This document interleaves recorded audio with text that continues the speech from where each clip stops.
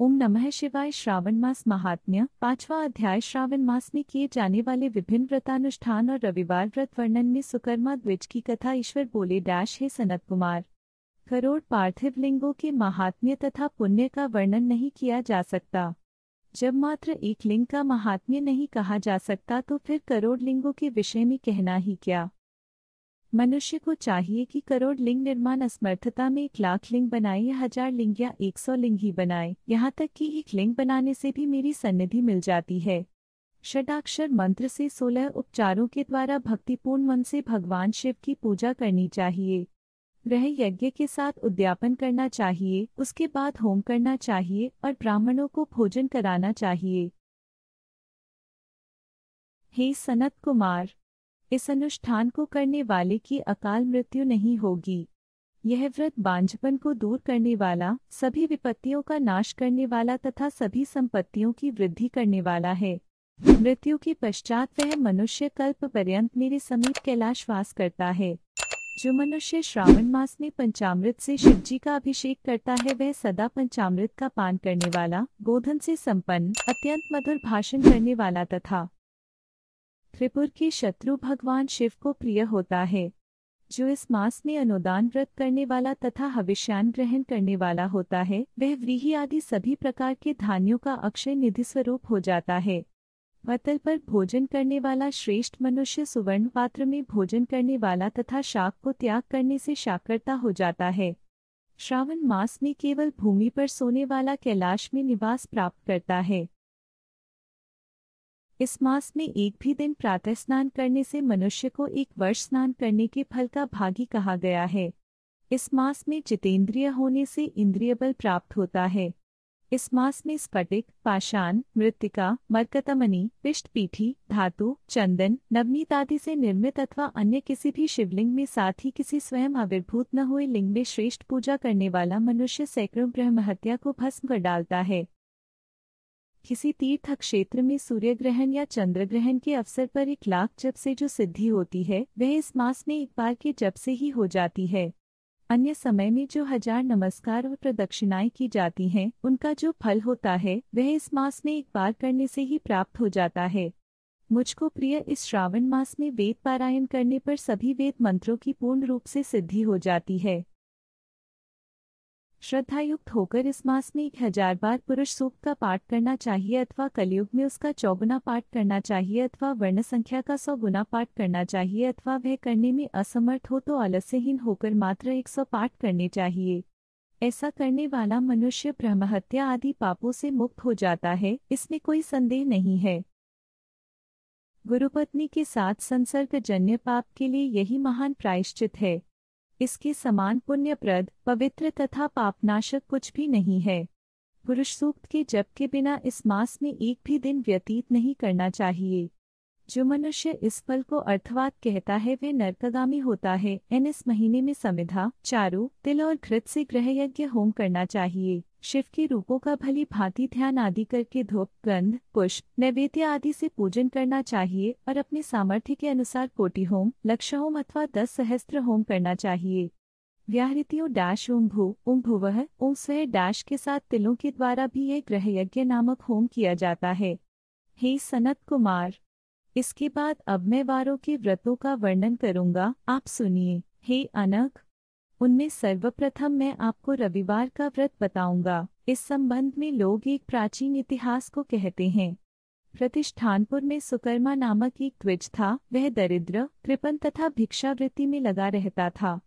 एक बार वह धान्य मांगने के लिए घूमते घूमते नगर में गया। उसने किसी एक गृहस्थ के घर में मिलकर रविवार का उत्तम व्रत करती हुई स्त्रियों को देखा। तब उसे देखकर वे स्त्रियां परस्पर कहने लगी कि इस पूजा विधि को शीघ्रता पूर्वक छिपा लो। इस पर वह विप्र उन स्त्रियों से बोला हे श्रेष्ठ स्त्रियों, आप लोग इस व्रत को क्यों छिपा रही हैं? समान चित्त वाले सज्जनों के लिए परमार्थ ही स्वार्थ है। मैं दरिद्र तथा दुखी हूँ। इस श्रेष्ठ व्रत को सुनकर मैं भी इसे करूँगा, अतः आप लोग इस व्रत का विधान व फल अवश्य बताएं।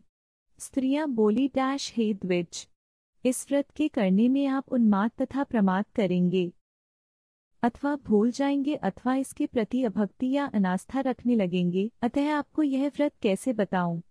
उनकी यह बात सुनकर उनमें जो एक प्रौढ़ा स्त्री थी वह उस ब्राह्मण से व्रत तथा व्रत की विधि बताने लगी। हे ब्राह्मण, श्रावण मास के शुक्ल पक्ष के प्रथम रविवार को मौन होकर उठ करके शीतल जल से स्नान करें। उसके बाद अपना नित्यकर्म संपन्न करके पान के एक शुभ दल पर रक्त चंदन से सूर्य के समान पूर्ण गोलाकार 12 परिधियों वाला सुंदर मंडल बनाएं। उस मंडल में रक्त चंदन से संज्ञा सहित सूर्य का पूजन करें। उसके बाद घुटनों के बल भूमि पर झुककर 12 मंडलों पर अलग अलग रक्तचंदन तथा जपाकुसुम से मिश्रित अर्घ्य श्रद्धा भक्ति पूर्वक सूर्य को विधिवत प्रदान करें और लाल अक्षत, जपाकुसुम तथा अन्य उपचारों से पूजन करें। उसके बाद मिश्री से युक्त नारिकेल के बीज का नैवेद्य अर्पित करके आदित्य मंत्रों से सूर्य की स्तुति करें और श्रेष्ठ 12 मंत्रों से 12 नमस्कार तथा प्रदक्षिणाएं करें। उसके बाद 6 तंतुओं से बनाए गए सूत्र में 6 ग्रंथियां बनाकर देवेश सूर्य को अर्पण करके उसे अपने गले में बांधे और पुनः 12 फलों से युक्त वायन ब्राह्मण को प्रदान करें। उसके बाद मिश्री से युक्त नारिकेल के बीज का नैवेद्य अर्पित करके आदित्य मंत्रों से सूर्य की स्तुति करें और श्रेष्ठ 12 मंत्रों से 12 नमस्कार तथा प्रदक्षिणाएं करें। उसके बाद 6 तंतुओं से बनाए गए सूत्र में 6 ग्रंथियां बनाकर देवेश सूर्य को अर्पण करके उसे अपने गले में बांधे और पुनः 12 फलों से युक्त वायन ब्राह्मण को प्रदान करें। इस व्रत की विधि को किसी के सामने नहीं सुनाना चाहिए। हे विप्र, इस विधि से व्रत के किए जाने पर धनहीन व्यक्ति धन प्राप्त करता है, पुत्रहीन पुत्र प्राप्त करता है, कोढ़ी कोढ़ से मुक्त हो जाता है, बंधन में पड़ा व्यक्ति बंधन से छूट जाता है, रोगी व्यक्ति रोग से मुक्त हो जाता है। हे विपेंद्र, अधिक कहने से क्या प्रयोजन। साधक जिस जिस अभीष्ट की कामना करता है वह इस व्रत के प्रभाव से उसे मिल जाता है। इस प्रकार श्रावण के 4 रविवारों और कभी कभी 5 रविवारों में इस व्रत को करना चाहिए। इसके बाद व्रत की संपूर्णता के लिए उद्यापन करना चाहिए। हे विपेंद्र, आप भी इसी प्रकार करें, इससे आपकी सभी कामनाओं की सिद्धि हो जाएगी। उसके बाद उन पतिव्रताओं को नमस्कार करके वह ब्राह्मण अपने घर आ गया। उसने जैसा सुना था उसी विधि से उस संपूर्ण व्रत को किया और अपनी दोनों पुत्रियों को भी वह विधि सुनाई।